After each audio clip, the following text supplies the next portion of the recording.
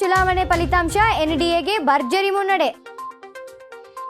ಸಿಕ್ಕಿಂನಲ್ಲಿ 13ನೇ ಈಶಾನ್ಯ ಪ್ರವಾಸೋದ್ಯಮ ಮಾರ್ಟ್ ಉದ್ಘಾಟನೆ, 19 ದೇಶಗಳು ಭಾಗಿ. ಬಾಗಲಕೋಟೆಯಲ್ಲಿ ರೈತರ ಹೋರಾಟ ತೀವ್ರತೆ, 100ಕ್ಕೂ ಹೆಚ್ಚು ಟ್ರ್ಯಾಕ್ಟರ್ಗಳಿಗೆ ಬೆಂಕಿ. ಪದ್ಮಶ್ರೀ ಪುರಸ್ಕೃತೆ ಸಾಲುಮರದ ತಿಮ್ಮಕ್ಕ ವಿಧಿವಶ, ಗಣ್ಯರಿಂದ ಸಂತಾಪ.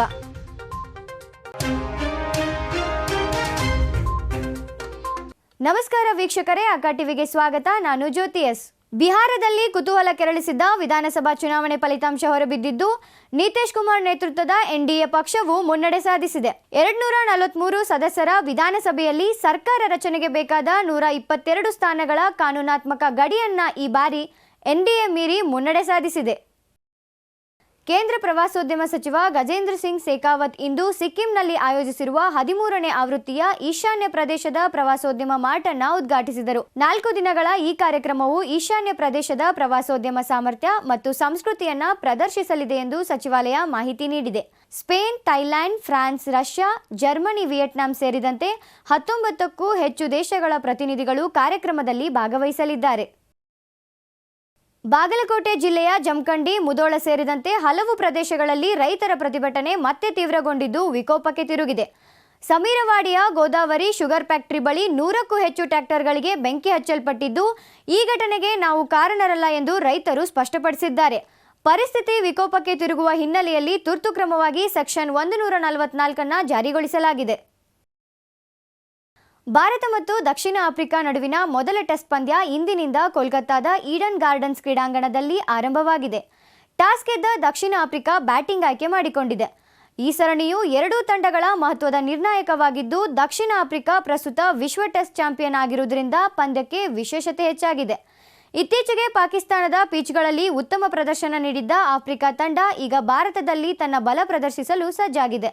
ಇದೀಗ ನಾಯಕ ಶುಭ್ಮನ್ ಗಿಲ್ ಪಡೆಗೆ ಇದು ಮಹತ್ವದ ಸವಾಲಾಗಿದೆ. ಅಫ್ಜಲ್ಪುರ್ ತಾಲೂಕಿನ ಗೋಳನೂರು ಗ್ರಾಮದಲ್ಲಿ ಸಂಭವಿಸಿದ ಶಾರ್ಟ್ ಸರ್ಕ್ಯೂಟ್ ಪರಿಣಾಮವಾಗಿ 16 ಎಕರೆ ಕಬ್ಬಿನ ತೋಟ ಸಂಪೂರ್ಣ ಬೆಂಕಿಗೆ ಆಹುತಿಯಾಗಿದೆ. ಗ್ರಾಮಸ್ಥರಾದ ಬಸವರಾಜ್ ಜಮಾದಾರ್ ಮತ್ತು ಶಂಕರ್ ತೆಲ್ಲೂರ್ ಅವರಿಗೆ ಸೇರಿದ್ದ ಜಾಗದಲ್ಲಿ ಬೆಳೆದಿದ್ದ ಕಬ್ಬು ಕ್ಷಣಾರ್ಧದಲ್ಲೇ ಸುಟ್ಟು ಕರಕಲಾಗಿದೆ. ಘಟನಾ ಸ್ಥಳಕ್ಕೆ ತಕ್ಷಣವೇ ಧಾವಿಸಿದ್ದ ಅಗ್ನಿಶಾಮಕ ದಳ ಸಿಬ್ಬಂದಿ ಬೆಂಕಿ ನಂದಿಸಲು ಪ್ರಯತ್ನಿಸಿದರೂ ಬೆಂಕಿ ವೇಗವಾಗಿ ವ್ಯಾಪಿಸಿದ್ದರಿಂದ ಕಬ್ಬು ಸಂಪೂರ್ಣವಾಗಿ ಬೂದಿಯಾಗಿದೆ. ಈ ಘಟನೆಗೆ ಶಾರ್ಟ್ ಸರ್ಕ್ಯೂಟ್ ಕಾರಣವೆಂದು ಶಂಕಿಸಲಾಗಿದ್ದು, ರೈತರು ಜೆಸ್ಕಾಂ ವಿರುದ್ಧ ಆಕ್ರೋಶ ವ್ಯಕ್ತಪಡಿಸಿ ತಕ್ಷಣವೇ ಪರಿಹಾರ ನೀಡುವಂತೆ ಆಗ್ರಹಿಸಿದ್ದಾರೆ. ಪದ್ಮಶ್ರೀ ಪುರಸ್ಕೃತರಾದ ಸಾಲುಮರದ ತಿಮ್ಮಕ್ಕ ವಿಧಿವಶರಾಗಿದ್ದಾರೆ. ಅನಾರೋಗ್ಯದಿಂದ ಬಳಲುತ್ತಿದ್ದ ಅವರಿಗೆ ಜಯನಗರದ ಖಾಸಗಿ ಆಸ್ಪತ್ರೆಯಲ್ಲಿ ಚಿಕಿತ್ಸೆ ನೀಡಲಾಗ್ತಿತ್ತು. ಆದರೆ ಚಿಕಿತ್ಸೆ ಫಲಿಸದೆ ಅವರು ಕೊನೆಯುಸಿರೆಳೆದಿದ್ದಾರೆ. ಕನ್ನಡ ಸಿನಿ ಪ್ರೇಕ್ಷಕರನ್ನ ರಂಜಿಸಲು ಈ ವಾರ ಹಲವು ಹೊಸ ಸಿನಿಮಾಗಳು ತೆರೆ ಕಂಡಿವೆ.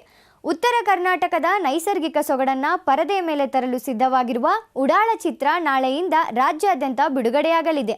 ಪೃಥ್ವಿ ಶಾಮ್ನೂರ್ ನಾಯಕನಾಗಿ ಅಭಿನಯಿಸಿದ್ದು, ಹೃತಿಕಾ ಶ್ರೀನಿವಾಸ್ ನಾಯಕಿಯಾಗಿ ಪರದೆ ಮೇಲೆ ಕಾಣಿಸಿಕೊಂಡಿದ್ದಾರೆ. ರವಿ ಶಾಮ್ನೂರ್ ಮತ್ತು ಯೋಗರಾಜ್ ಭಟ್ ನಿರ್ದೇಶನದ ಈ ಚಿತ್ರದಲ್ಲಿ ಮಾಳು ನಿಪ್ನಾಳ್, ಬಲ್ ರಾಜ್ವಾಡಿ, ಹರೀಶ್ ಹಿರಿಯೂರ್, ವಾದಿರಾಜ್ ಬಬ್ಲಾದಿ ಸೇರಿದಂತೆ ಸಂಪೂರ್ಣ ಉತ್ತರ ಕರ್ನಾಟಕದ ಹಲವು ಪ್ರತಿಭೆಗಳು ಇರಲಿದ್ದಾರೆ. ಇದೇ ವೇಳೆ ಗತವೈಭವ ಸೇರಿದಂತೆ ಕನ್ನಡದ 7 ಸಿನಿಮಾಗಳು ಇಂದು ತೆರೆಕಂಡಿದ್ದು, ವಾರಾಂತ್ಯಕ್ಕೆ ಪ್ರೇಕ್ಷಕರಿಗೆ ಭರ್ಜರಿ ಎಂಟರ್ಟೈನ್ಮೆಂಟ್ ಸಿಗಲಿದೆ. ಇವಿಷ್ಟು ಈ ಕ್ಷಣದ ಸುದ್ದಿಗಳು. ಸುದ್ದಿ ಹಾಗೂ ಮನರಂಜನೆಗಾಗಿ ಸಬ್ಸ್ಕ್ರೈಬ್ ಮಾಡಿ ಅಕ್ಕ ಟಿವಿ.